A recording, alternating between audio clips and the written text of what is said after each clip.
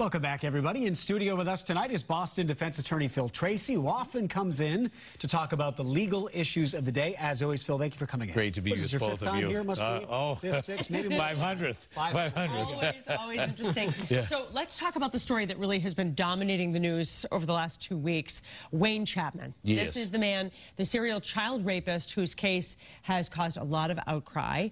He is 70 years old, and he's a convicted child rapist who was set to be released from prison after 2 experts concluded that he's no longer sexually dangerous. But he was arrested on Wednesday for indecent exposure and lewd acts in prison.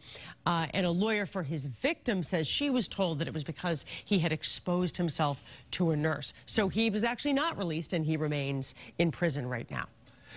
Well, let me say this. Obviously, he is a monster. He does not deserve any sympathy or any leeway whatsoever from the law or the justice system. Nevertheless, the system broke down and allowed these 2 psychiatrists or psychologists, whoever, to say that he is no longer dangerous because he's immobile and unable to chase kids into woods. So now he's shown that he can still think like a predator, and he can think like a sex offender and do things in the prison. Now, by the way, he had exposed himself once before to a nurse, and they still wrote that he was sexually non-dangerous at this time, which is a very bad mistake. But nevertheless, it is the law that the 2 psychiatrists, if they agree, then he can go free. Now, this has intervened, and it'll be held for a while. Governor Baker's filed legislation, which is good. I spoke with Dan Ray last week and said, you know, we should have a judicial panel. He's proposing some sort of a 5-member panel, and you know, to review what the psychiatrist might be saying.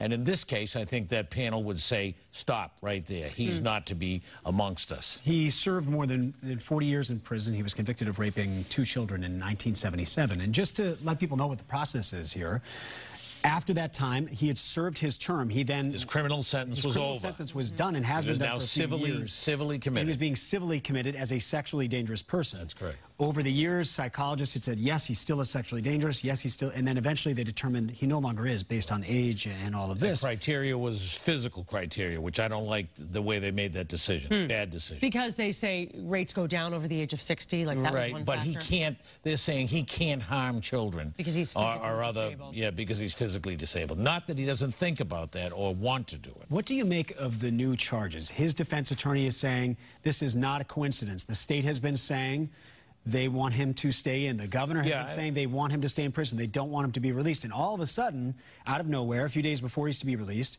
new charges pop up. Well, I have some faith in the people that are housing him. Now, what I mean by that is what they're saying, that while he's in the view of the nurses, he was committing these acts upon himself, masturbating or taking his clothes off in that fashion. And so they're saying he knew what he was doing, and even though it might not rise to the level of somebody jumping out of a bush in a park, these nurses are used to this kind of crazy behavior. But nevertheless, I think it's legitimate. For how long do they really hold him on something like that? Well, he's just exposure. See, but the way it went in court was totally, there's apples and oranges. In court, he's now charged with new crimes. The government can say he's get a dangerousness hearing and hold him for a period of time. Okay. But eventually, he'll either be sentenced again on these new charges, or he'll be released on bail. Now, of course, I don't know if he's a candidate for bail. He has no roots in the community. He has no place to go, which means he could flee if he had the means. So we'll stay tuned on that story, because he remains in custody as of right now. Let's quickly talk about another high-profile case. The judge in Salem, Judge Timothy Feeley, there have been groups calling for his removal. He is the judge who reduced bail on a man named John Williams on drug charges.